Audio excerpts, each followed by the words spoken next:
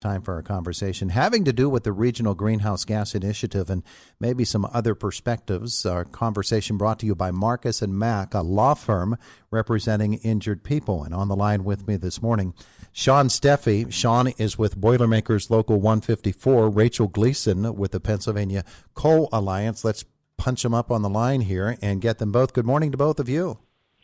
Good morning. Good morning. It's good to have you both with us. And the occasion for the call is a rather extraordinary letter to which you were both signatories and many others were, having to do with the RGGI Alliance. And this letter sent to Governor Tom Wolf. Shawn, let's start with you and what the letter was about and why you felt it was so important.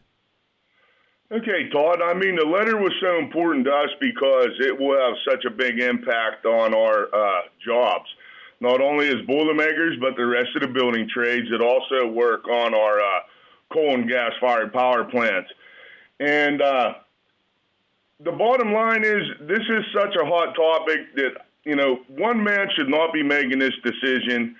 This should be made by our legislators, our state senators, our representatives. This should go to the body, and everybody should have input on something that's going to be that's going to change the face as Pennsylvania as a leading exporter of electricity. Shawn, it's probably amazing to some people that there are so many different industries represented in this letter because there are so many different people who have this concern. Are you finding that people are surprised that there are so many different folks and different industrial groups that are weighing in on this? Yes, I totally agree. I mean, the ripple effect of this will be, I'm saying devastating in my opinion, when you look at, the spin-off jobs that, depend on our coal and gas and, the manufacturing for cheap electricity prices. So this will be detrimental to everybody that, depends on the fossil fuel industry in Pennsylvania, and especially Indiana County and Western Pennsylvania. 19 union crafts, more than 33 local unions make up the Pittsburgh Regional Building Trades Council. Rachel Gleason, you're with the PA Coal Alliance, and your perspective on this, just a couple of moments ago, a coal train, I could see it down there at 10th and Philadelphia Street crossing through. You hear the sign, you hear the whistle on the train, and you know that there's another coal on its way to the Homer City generating station.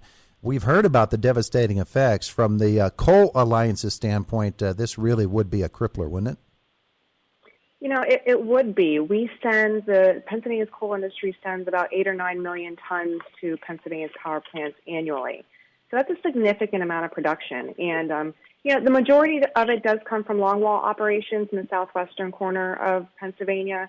But those operations support a significant amount of jobs. And as Shawn had mentioned, the ripple effect of those jobs isn't just coal miners and coal companies. It's the folks that service the mines. It's the hydrologists and geologists and machinists and welders and the rails. I mean, you just mentioned the coal train. I mean, that coal would not be going there anymore. And the ripple effect of, the smaller mom and pop mines and the communities that support those mines. I mean, the tax bases, the income tax, the property tax. I mean, it's ongoing how devastating this would be. One of the interesting things to me has been that the Wolf administration in some of the hearings in Harrisburg has consistently said that those coal plants are going to close anyway. And so it's not RGGI that is going to close them. It's the fact that the market is going to close them. You agree with that? Well, I would say I think that's a really disingenuous thing to say, because if they are going to close anyway, then let them close with market constraints. I mean, don't force their hand and make them close January 2022, which isn't even a year away, as the governor intends to do. If they're going to close anyway, then let them do that on their own and organically, and not being forced by, regulation that has no input at all from members of the General Assembly. There is also the feeling among folks who are against RGGI that this should be a phased out sort of thing if it's going to happen at all. We hear a lot about this carbon capture technology that is in development. Does that technology ever see the light of day if coal plants like the Homer City Generating Station and the others in Indiana County close? Yeah, I mean, there's been a lot of development through Department of Energy and NETL, which is a National Energy Technology Lab north of Pittsburgh, on carbon capture. Consol Energy actually is finalizing their final FEED, which is front-end engineering design study on a 300-megawatt carbon capture, 97%, I think, carbon capture facility, and then carbon negative with the use of biofuels project that they intend to embark on. But, they also are the ones behind embarking on it. So, cutting off the supply chain and forcing a market elsewhere will really probably be detrimental to that project. And just in general, I think, not just with coal, but carbon capture in general, I think is continues to be developed, but will be necessary for all sources of energy and manufacturing going forward. Shawn Steffee, when we think about Indiana County and the workers here who would be losing their jobs, and we see that the effect has already begun and there are staff reductions at some of our power plants, you represent much more than those coal workers who would lose their job at the power plants, and much more than just Indiana County. How does that trickle away from Indiana County, and how does that affect? We're so Indiana County centric here, but what is the effect overall for the entire section of Western Pennsylvania? Well, I can tell you this: I'm a lifelong resident of Indiana County. And I have a lot of friends that I work with that are in my local that they've been going to West Virginia and Ohio to go to work at those coal-fired power plants and those new gas plants being built down there. And they're going and moving and staying out of town and, helping those two states. And for us in Indiana County, let me tell you, I worked at FMC for over 10 years. I lost my job there because manufacturing moved out. And as Indiana, we watched Halliburton, we watched Robert Shaw, the list goes on, Star Manufacturing, all of our manufacturing leave. And I can take you into these power plants, especially Homer City, and I can show you names and their faces that have the same story as what I have. And we've moved on, we've got into energy. That was the last thing. It was gas and coal electricity. And now that's being, pushed. And to my point is, where's these jobs that the governor is projecting, all these green jobs for us? They should be here already. I don't see these solar farms going. I don't see no new wind. I don't see new manufacturing. The most of the blue-collar workers are working in the fossil fuel industry, either drilling or producing electricity. And I think that we need to take a serious stop and take a look at what we're doing before we move forward and eliminate these jobs. And for us at our power plants, listen, we all love the environment. I love the outdoors in Indiana. But we have the technology to move forward and do things more environmentally friendly.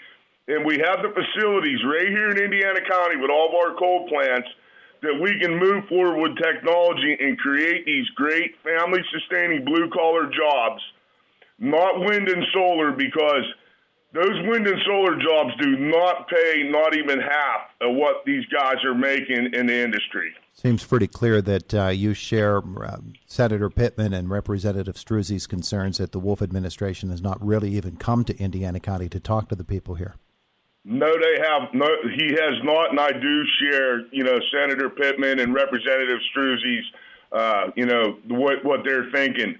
And, hey, let's face it, we got the energy infrastructure right there with these power plants.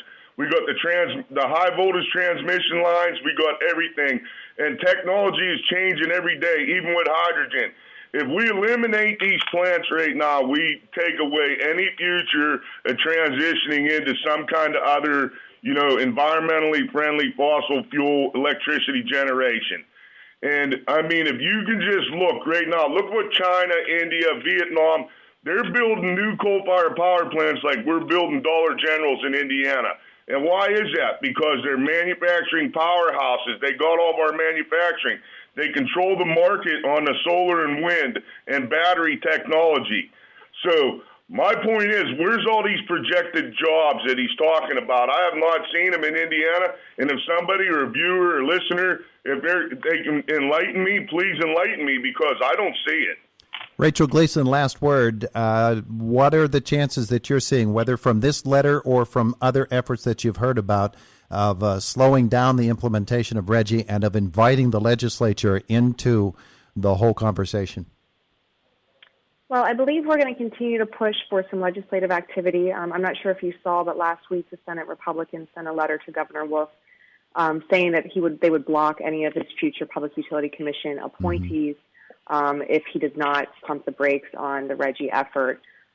We have until the regulatory process. We're in the proposed stage. DEP intends to go to final by the end of the summer. There are some additional reviews that can happen, but ultimately it would require a veto override if the governor vetoes legislation. So that's going to be the uphill battle, and it possibly leads to litigation early next year. All right, so we'll continue to watch this. We'll be in conversation with our representatives and Senator Pittman as well. Rachel Gleason and Shawn Steffee, thanks so much for joining us here on Indiana in the Morning. Thanks for having us. Thank you. All right, have a great day. You too. It is the voice of Indiana County, WCCS 101.1 FM and AM 1160.